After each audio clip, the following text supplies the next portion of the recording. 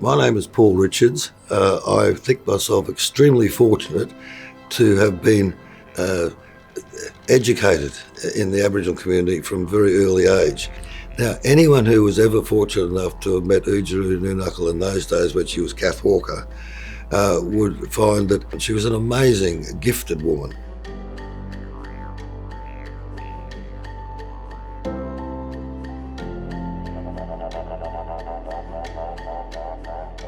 They got me involved in Brisbane Tribal Council because I was partway through a law degree. They asked me questions about things and I could help out sometimes. So they said, we're trying to start a legal service, because the one had already started in Victoria and New South Wales. And so I said, what have you done so far? They said, well, we went to the Dean of Faculty of Law at the Queensland University, Zelman Cowan. And so I went to see him and said, what's happening? He said, well, first of all, we have to consult with the Bar Association, the Law Society, the Department of Justice Federal, the Department of Justice State, Department of Aboriginal Affairs. He listed all these organisations to consult with. So I went back to them and said, look, don't wait for him.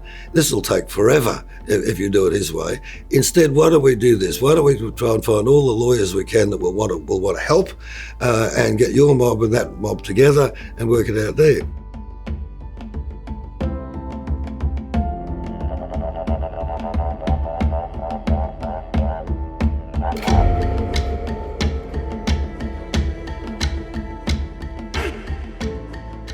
One of the people in Tribal Council was Cheryl Buchanan. Now, Cheryl's still going strong. She's an amazing woman. And she was the one who actually organised a meeting at the University of Queensland in the Student Union building. You go back to 71, where there was the Springbok demonstrations. And in Brisbane, tens of thousands of people demonstrated against apartheid, which then raised the question to so many of us, is what is going on here that involves our Aboriginal people in terms of racism and apartheid and so forth.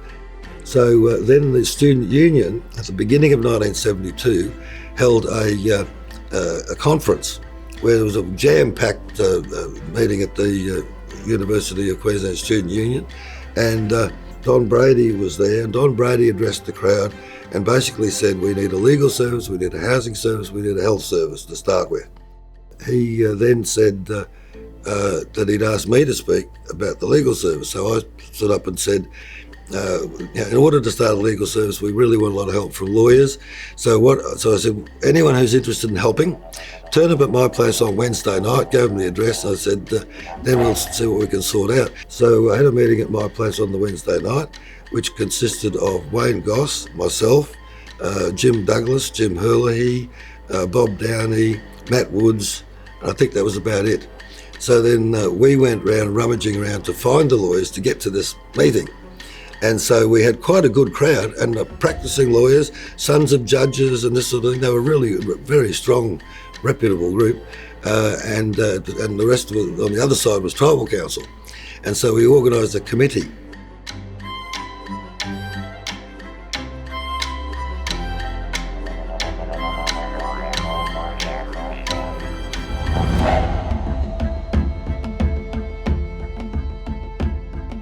The police used to go to pubs where Aboriginal people were drinking, wait outside and just march them into the vans and fill the vans and take them out, regardless of whether they did anything wrong or not.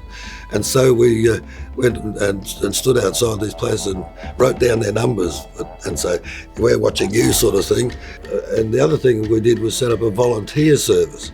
And so a number of really good lawyers volunteered to provide their services for free.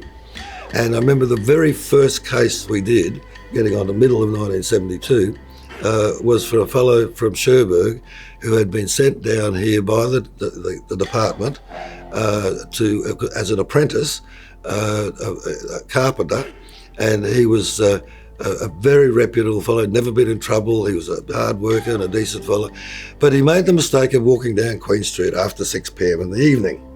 And in those days, that was an offence for an Aboriginal to do that. And so they arrested him. But what they would always do, they'd charge him with obscene language, resist arrest and assault police. because they wouldn't use the old thing which was under the VAG Act. Anyway, so they charged him with these things, and we got a barrister and a solicitor to defend it. So we did that sort of thing throughout the year 72, and at the same time kept a record of all of the stuff we were doing for the purpose of a very detailed submission to the federal government.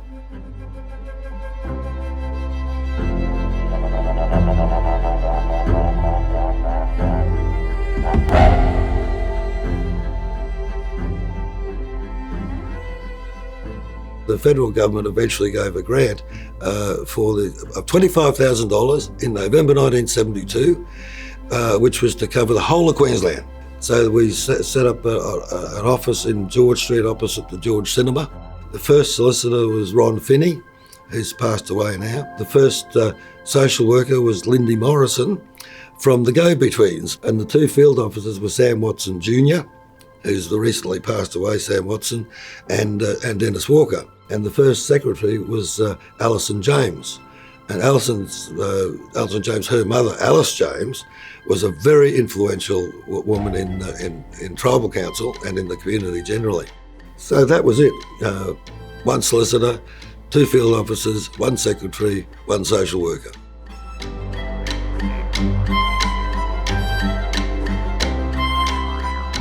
I knew a lot of Aboriginal people, but not enough to be able to feel confident that they were understanding me and I was understanding them. The field officers would have a fundamental role in that they would be out amongst the community, finding out what was going on and who was in trouble, and bringing people in and helping you find witnesses and helping people get to court.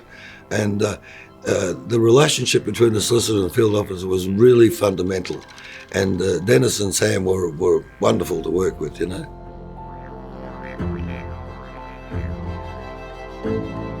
It's been a very slow process going from the massacres to the concentration camps to any kind of progress towards justice. It's been a very slow process. And I always say to my white friends, we should be very grateful to Aboriginal people for being so patient and tolerant with us. So, I mean, I think it's amazing that the achievement of Aboriginal people over, 50 years since, a little bit over 50 years since I got involved, and I've seen it go from the most appalling situations, herding people into the watch houses, into the paddock wagons and bashing people and all that, so just terrible things. And yet Aboriginal people just constantly contribute to the benefit of the community at the same time. The most important part of my life has been training Aboriginal people to become lawyers and other associated occupations. And I have the great pride to brag of my pupil, Tony McAvoy, who has become the first Indigenous QC in the history of Australia. And also the first Torres Strait Island magistrate, Catherine Pirrie, she's now known as, Kevin Smith, who's the CEO for the Native Title Rep body. In fact, I think something like about a dozen Aboriginal trainees out of my office went on to become successful legal practitioners and magistrates. That was probably one of my major contributions to the Aboriginal community in doing those things. So enjoyment of travelling all over the state.